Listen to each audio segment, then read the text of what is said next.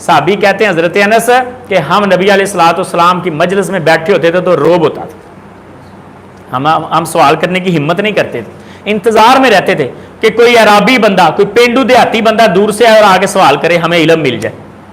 خود جرأت نہیں کرتے تھے ہم کہ کہیں کوئی سختی نہ ہو جائے، تو کہتے ہیں کہ ہم اس انتظار میں رہتے کہ کوئی دیہاتی آئے اور سوال کرے، لیکن یہ ذہن میں ہوتا تھا کہ یار کوئی عقل مند دیہاتی آئے، پٹھا سوال نہ آگے کر دے، کیونکہ بس اوقات الٹے سوال بھی بعض لوگ کر دیتے ہیں نا، اور نبی علیہ الصلوۃ والسلام نے الٹے سوالوں کے جواب بھی دیے۔ آپ نے کہا اتنے سوال نہ کرو کہ میں ان کے جواب دوں اور تمہارے اوپر سختی ہو جائے۔ بنی اسرائیل نے بھی ایسے کیا تھا، فضول سوال، صرف اچھے سوالات کرنے ہیں، لیکن اچھے سوالات کرنے میں بھی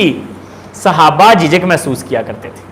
سوالات کرنے چاہیے اساتذہ سے، لیکن یہ ادب کا تقاضا ہوتا ہے، بندہ بسا اوقات کوئی بات نہیں پوچھ پاتا، وگرنہ علم لینے کا طریقہ کار یہی ہے کہ سوال کیا جائے، سوال کرو اور علم لو۔ تو حضرت صاحب نبی علیہ الصلوۃ والسلام کے صحابہ سوال کرنے کو برا نہیں جانتے تھے، صرف ادب کی وجہ سے خود سوال نہیں کر پاتے تھے،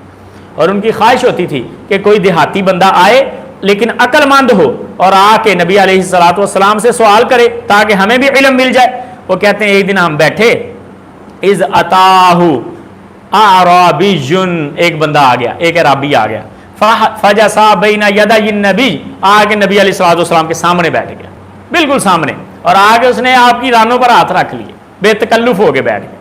کہنے لگا یا محمد، اے محمد۔ یہ طریقہ کار نہیں تھا صحابہ کا جو آپ کے پاس بیٹھتے، وہ کہتے تھے یا رسول اللہ، اے اللہ کے رسول، نام سے نہیں پکارتے تھے۔ یہ آیا اے عرابی اور آگے کہنے لگا یا محمد، اے محمد صلی اللہ علیہ وسلم، کہنے لگا ان رسولک اتانا فزعم لنا انک تزعم ان اللہ ارسلک، آپ کا ایک پیغام بندہ لے کے آیا تھا ہمارے پاس، ہمارے گاؤں میں، اور آگے کہتا تھا کہ آپ کے پاس کوئی پیغام آتا ہے اوپر سے۔ آگے نبی صلی اللہ علیہ وسلم کو پوچھنے لگا محمد صلی اللہ علیہ وسلم، آپ کے پاس کوئی اللہ کا فرشتہ آتا ہے، آپ کو یہ لگتا ہے، تزعم، آپ کا یہ گمان ہے؟ تو نبی کریم صلی اللہ علیہ وسلم نے فرمایا جی ہاں، نعم، بڑا اچھا جواب دیا آپ نے، ٹو دا پوائنٹ، نعم۔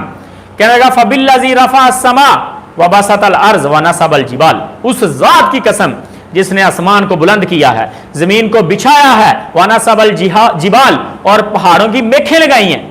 پہلے آسمان کو بلند کیا، زمین کو بچھا دیا، زمین کو ٹھہرنے کے لیے پہاڑوں کی میکھیں لگا دی اور کیل ٹھوک دیے پہاڑوں کے تاکہ زمین ہلے نہ۔ وہ کہنے لگا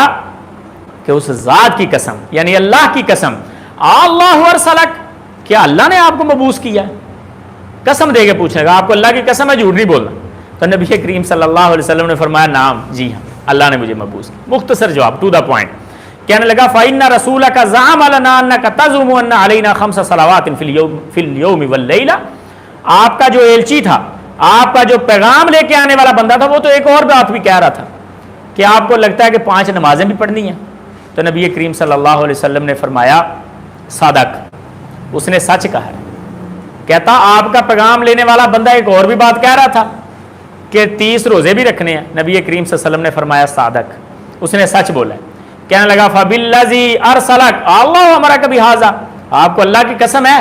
اللہ نے حکم دیا ہے آپ کو یہ؟ نبی کریم صلی اللہ علیہ وسلم نے فرمایا نعم، جی ہاں، اللہ نے حکم دیا۔ ٹو دا پوائنٹ، صحابہ آپ کے احترام میں بیٹھے ہیں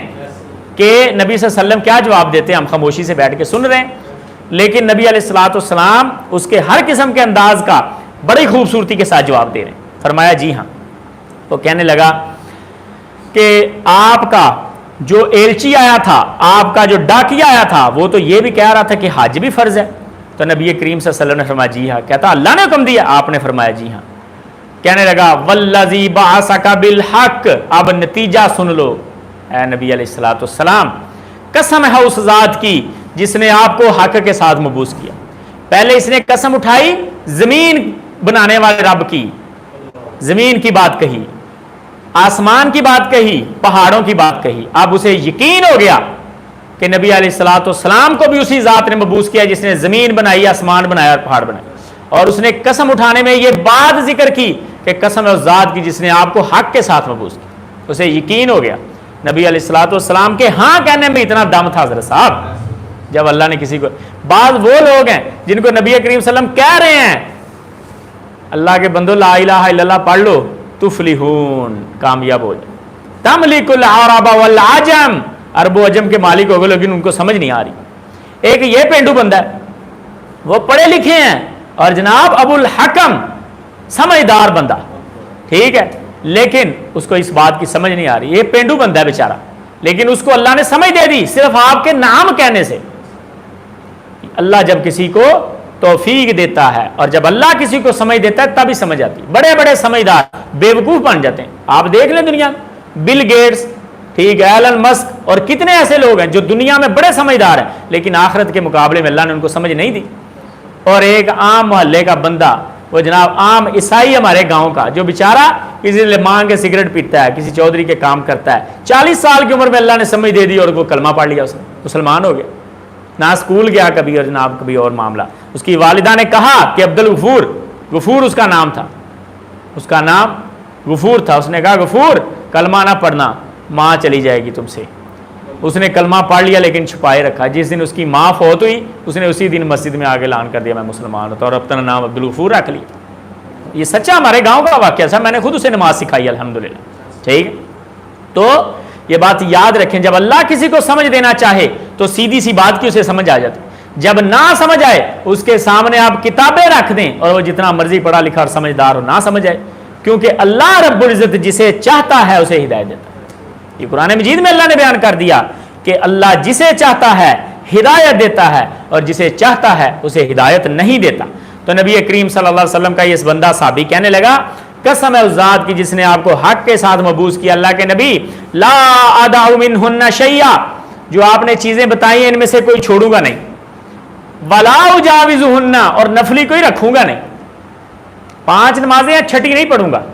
30 روزے ہیں 31واں نہیں رکھوں گا، حج ایک بار فرض ہے دوسرا نہیں کروں گا، یہ کہنے لگا۔ تو نبی کریم صلی اللہ علیہ وسلم کا یہ صحابی یہ باتیں کر کے ثم واسبا مڑ کے چلا گیا، تو نبی کریم صلی اللہ علیہ وسلم نے اپنے پاس بیٹھے صحابہ کو بتایا، حضرت انس بھی ان میں شامل، فرمایا ان صدق الاعرابی دخل الجنہ، اگر اس اعرابی نے سچ بولا ہے اور جو بات کہی ہے اس پہ پورا اترے گا تو یہ جنت میں چلا جائے گا۔ تو حضرت صاحب اس مسئلے کی سمجھ آ گئی کہ جو بندہ اپنے مال میں سے فرضی زکوٰۃ دے دیتا ہے، خواہ اس کے بعد کوئی نفلی صدقہ نہیں کرتا، وہ جنت میں چلا جائے گا۔ اگر کوئی بندہ 5 نمازیں پڑھ لیتا ہے، کوئی 6ٹھی نماز نہیں پڑھتا یا سنتیں اور نوافل نہیں پڑھتا، وہ بھی جنت میں جا سکتا۔ اور جو بندہ 30 روزے رکھتا ہے، 31واں روزہ نہیں رکھتا، کوئی نفلی روزہ نہیں رکھتا، وہ بندہ بھی جنت میں جا سکتا۔ لیکن ہم نوافل اس لیے پڑھتے ہیں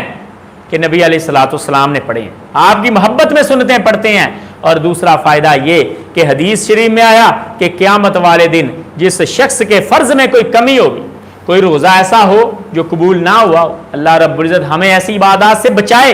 جو نہ قبول ہونے والی، اور ایسی عبادات کرنے کی توفیق دے جو اللہ رب العزت کے ہاں قبول ہونے والی ہیں۔ اور حضرت صاحب یہ بات یاد رکھیں کہ نبی کریم صلی اللہ علیہ وسلم کے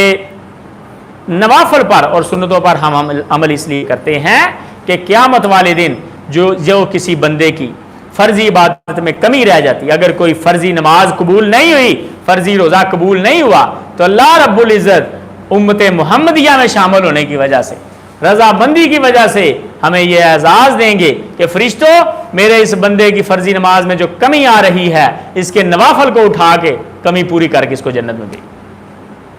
اس لیے ہم نوافل پڑھتے ہیں، وگرنہ صرف فرض پڑھنے کے ساتھ اور صرف فرضی زکوٰۃ دینے کے ساتھ، صرف فرضی حج کرنے کے ساتھ بندہ جنت میں جا سکتا ہے۔ چلیں جی۔